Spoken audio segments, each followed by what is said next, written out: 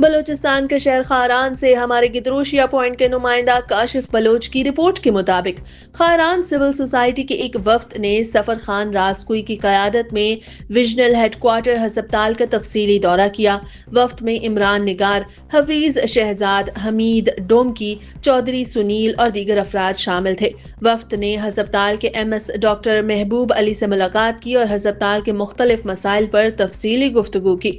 دورے کے دوران ہسپتال کے مختلف شعبوں کا جائزہ لیا گیا، جہاں صفائی کی ناقص صورتحال، بنیادی سہولیات کی کمی اور انتظامی غفلت نے وفد کو شدید مایوس کیا۔ ہسپتال میں بجلی کی عدم دستیابی ایک اور سنگین مسئلہ تھا، جس کی وجہ سے مریض اور عملہ دونوں مشکلات کا شکار تھے۔ ایمرجنسی، گائنی اور دیگر اہم شعبے نہ صرف آلات سے محروم تھے بلکہ بجلی نہ ہونے کی وجہ سے کام کرنا ناممکن ہو چکا تھا۔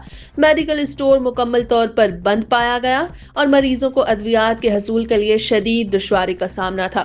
ہسپتال کے لیے مہیا کیے گئے ڈائلیسس وارڈ کے جدید آلات غیر فعال اور بیکار پڑے تھے، جنہیں تاحال استعمال میں نہیں لایا گیا۔ بجلی کی عدم دستیابی کے باعث آپریشن تھیٹرز اور دیگر اہم شعبے مکمل طور پر غیر فعال تھے۔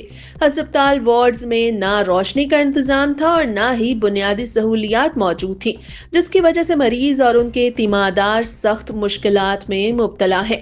وفد نے ہسپتال کی بد انتظامی اور حکومت کی عدم توجہی پر شدید غم و غصے کا اظہار کرتے ہوئے کہا